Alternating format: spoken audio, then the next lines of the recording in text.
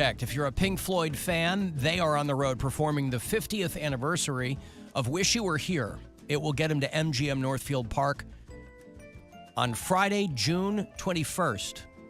Ticketmaster.com has the details for you.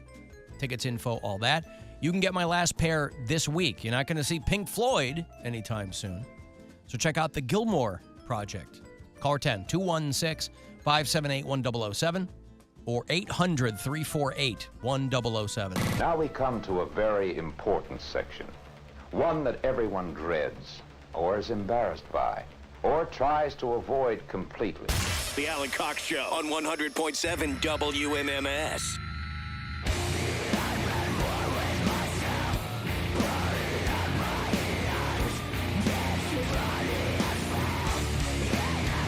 Since Mary's back in the studio with us, a little taste of something from tomorrow night's show. We do a metal show here on The Buzzard. What is going on? Adjusting the lighting? I don't like that at all. Turn those off. Well, Mary looks like she's a gray person, and that's... I am gray. Turn it off. Helps. Turn it all off. Make it dark in here except for our ring lights. Hey, I love it. I just want to be in the box. This works. Oh, Let's try yeah. this vibe for today. Why not, man? Fantastic. This reminds me of Stern on when they play a show on E.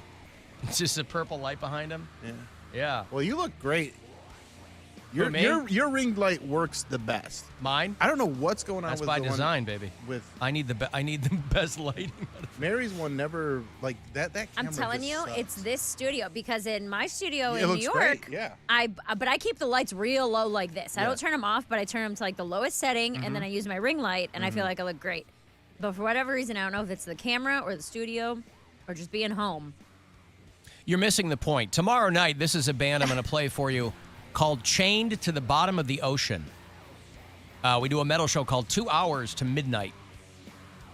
I'm your host. I'm joined by Corey Roddick and Pat Butler. And my special guest tomorrow night on the show, Tim Ripper Owens. Oh, nice. Just a kid from Akron, but he fronts a band called KK's Priest. He and KK Downing from the Judas Priest days are doing a show at the Agora on March the 20th. So I'll catch up with Ripper Owens. He has not been on this show in quite some time, so I'm excited to talk to him. He'll be the special guest tomorrow night. 2 Hours to Midnight starts live at 10. It's nothing but 120 minutes of metal. We'll play Corrosion of Conformity. We'll play local music from Black Death, going way back. Brand new from Kitty. Remember them? They were Canadian teenagers in the 90s. We'll do a deep dive on some Sabbath. Brand new from Rotting Christ, a great Greek metal band who have some new stuff out. So all of that and more tomorrow night, 10 o'clock sharp. Our metal show is called 2 Hours to Midnight on the Buzzard. Cavs play tonight. They're in Detroit to play the Pistons. That's a 7 o'clock tip. 6. What am I hearing? I don't know. What are you hearing? I don't like it. I feel blind. I'm sorry. Was that you talking, Cody? I think it was him on the I didn't say phone, anything. Maybe? Oh, I don't know. maybe You heard it. Tim, you heard a was that? voice? Maybe that was Tim. Hey. Hi, Tim. Sorry. Hey guys, how you doing? What's going on?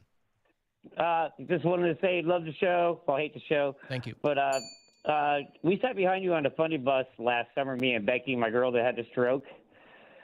You sat don't know if you behind me remember on the Alan. funny bus? Yes, me and Becky sat behind you on the funny bus last Okay. summer. Yep. I think And we're we doing the always- funny we bus always again get this to be- spring. I'm excited. Oh yeah, that'd be great to do it again with you guys. But Yeah. we always come see Mary. Mary knows who we are. We see Bill when he comes around. We just wanted to say we're gonna come see for you. we're gonna come to see Mary at 9:30 tonight. Hell yeah. Now, let me Yeah, ask this. Does Mary, sir. do you have a 9:30 show? Yes. Okay, I just want to make sure he wasn't coming to see you at 9:30 and the show was like 8:45 or Let me something. make sure. Now that you're saying that, you make me all nervous. All right. Yes. Yes, There are that's still tickets No, for please don't move it. 7:30 and 9:30 tonight. Mm-hmm. Early show. We had- Tomorrow is sold out. Late show, there's still tickets. We had tickets to see you before you moved to New York, and Becky wasn't feeling well, so we had stayed home and had to eat the tickets. So we were really excited to come see you tonight. And we always, like I said, Bill, we come to you whenever you come close to the funny stop for hilarities. Yeah, you guys are Yeah. the best. I Yeah, like cream for sure, pies. For sure. Mary, that's got nothing to do with what he's talking about. If you guys are available Sunday, I'm doing that reverse crowd work show at Hilarities if you want to check that out. That's where the And audience. we try to come to every show we can. appreciate it. With Becky's condition, we do the best we can. But we come see all you guys whenever we can, and that's awesome. All right, cool. Well, have fun, Tim. Thanks, man. Thank you very much, guys. All Have a right, great day. cool. Yeah, I think this spring. I think we're back on that Cleveland Funny Bus. Oh, nice. Yeah, that'll be a lot. I like Dean. He was at one of my shows earlier this week, scouting for some new talent. Hey, And I think he found someone. So you find there it? might be some new faces on the bus with us. Beautiful. hosting. Yeah. All right. So yeah, Cavs in Detroit tonight. That's a 7 o'clock tip. Pistons are not great, although they do have 9 wins under their belt. So they're looking for double-digit wins before they hit 50 losses. They are 9-49. So tonight's game against the Cavaliers will be momentous one way or another for the Detroit Pistons. And let's say we scale it down. If you want to get in on some mini hoops action, you can join young Bill Squire tonight, or you can join me tomorrow night with Bud Light. Bill is in Parma Heights tonight. Rookies, 7 to Rookies, 9. Come hang 7 out. to 9. I'll show you what I can do too. I'm good. At He's mini talking hoops. about Pop-A-Shot, Mary. Mhm. And then I am out in Middleburg Heights tomorrow night, 6 to 8. I'm going to be at the Brew Garden for the Bud Light Mini Hoops Challenge. All of it is a way to get you to the finals in Vegas and hopefully come home with $10,000. That's the very end grand prize. All these stops that Bill and I are doing all through the month of March are to get qualifiers. At the end of it, one person from Northeast Ohio will send to Vegas, and the grand prize is $10,000. So if you go... Do we know when the Vegas finals are? I don't know. Our I finals imagine- here are the 23rd of March. I imagine it's around the Final Four for college basketball. That sounds about When's right. that? Probably early April. So Bill out tonight, me out tomorrow, and all of the locations, if you can't make either of those, you can go to WMMS.com and hit the contest page, and you can see the whole schedule of where we're going to be out all March. Alan, country music isn't about money or clout or hats or boots or even trucks. It's about pants and feet. I like pants and I like feet. It's not a country song. That's not a country song. That's a rock song. But pants and feet could easily be, that version could easily be reworked into a country song. Are you guys doing a bar crawl on St. Paddy's Day? We are not, because it's on a Sunday. Because of Leap Day, it pushed St. Paddy's Day like 2 days ahead, I think. So no, we are not going to be anywhere on Sunday the 17th. I'll be out the night before for one of the Bud Light things, the mini hoops. I'll be in Akron the night before at the Akron Civic Theater has a little room working on them, doing something with them. So I'll be Little in room. Akron. Yeah, it's a little room. It's called Wild Oscars. Okay. It's just like a little room. We're trying something out there. Mm-hmm. I like the people. Neil that used to work here. He works for the Oh, Akron Civic yeah. Theater. So he's like, hey, it's just a small room. We just want to get people aware of it. You can come down, do some stand up here. So we're gonna try that out in Akron, and then I think we're gonna be doing the Bill Squire show is gonna be doing some stuff, but that's not affiliated with this. So follow my socials for that. I'm in Minneapolis, and that weekend, the 15th and 16th, and I don't fly on a lot of holidays, but I'm wondering what the demographic, because I'm flying back from Minneapolis to New York City on St. Patrick's Day, and I'm like, is it going to be nobody? Is it because it's a Sunday? So I'm like, is there just going to be nobody flying, or is everybody going to be hammered flying?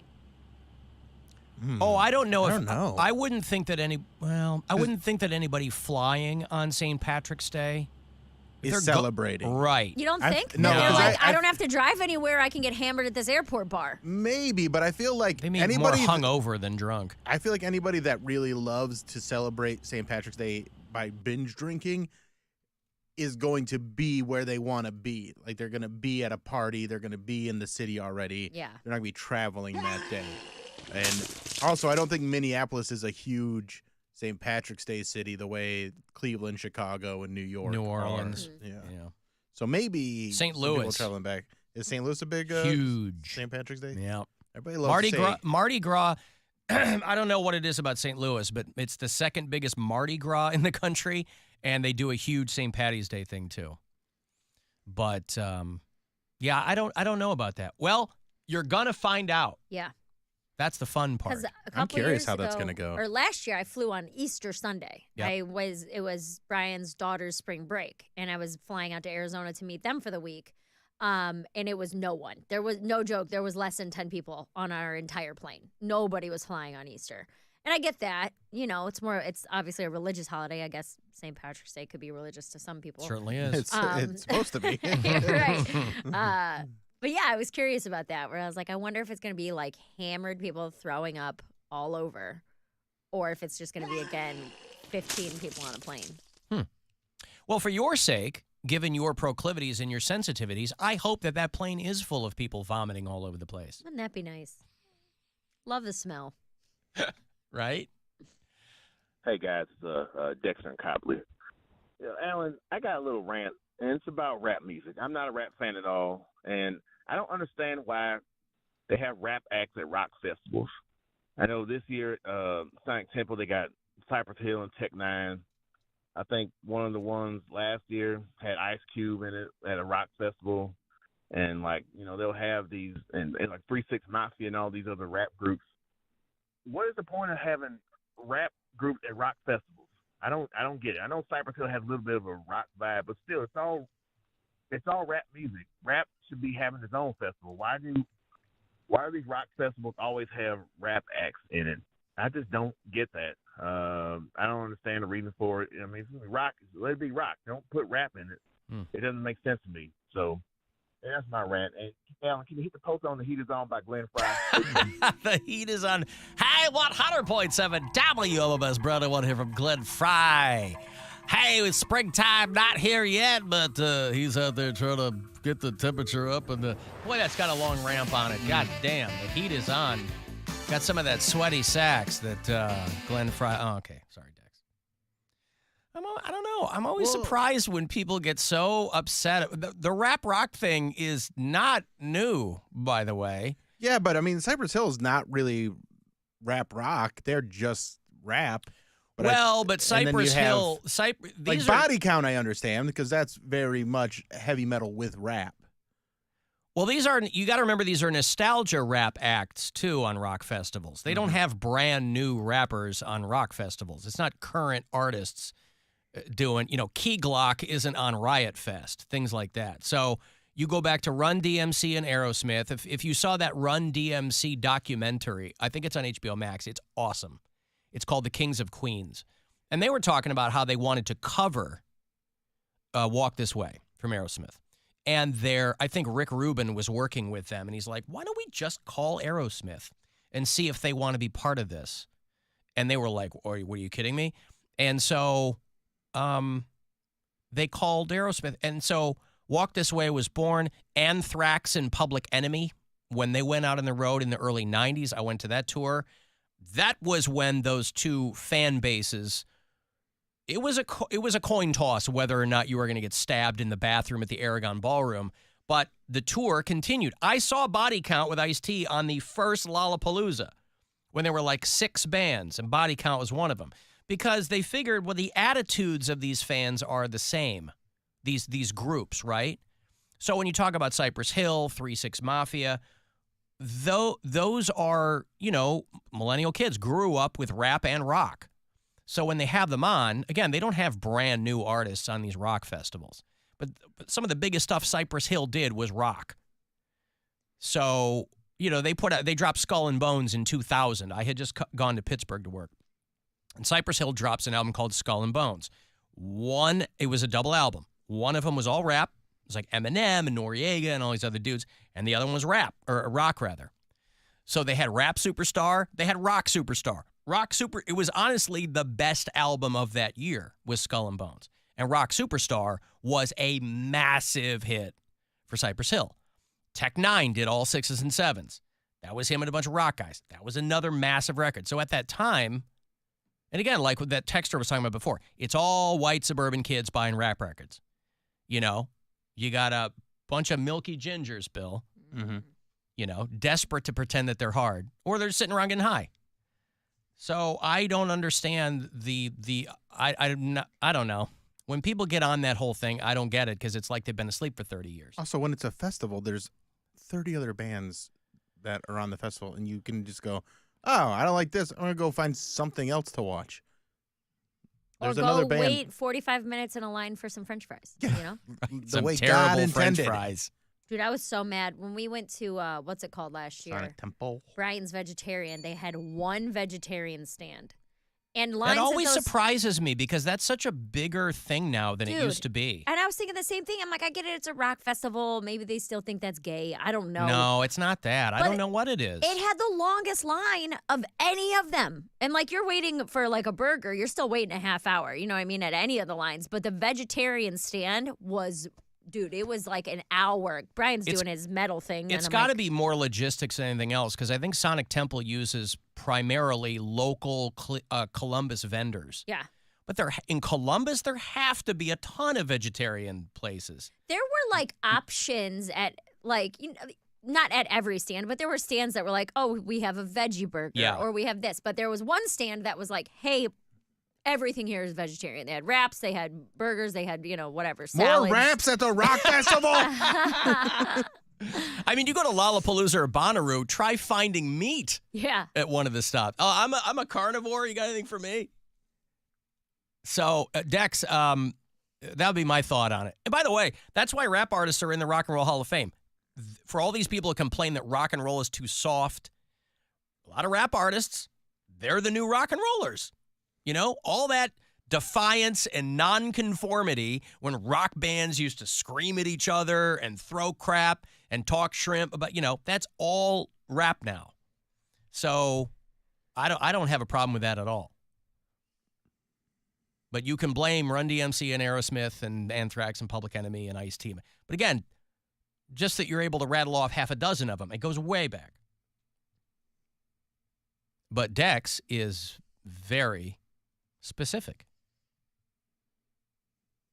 I got, I always like to hear from people who say, you know, I have amassed so many drops and sound effects over the course of my career that people will go, where is that from? They'll email me, hey, that thing you play, where is that from?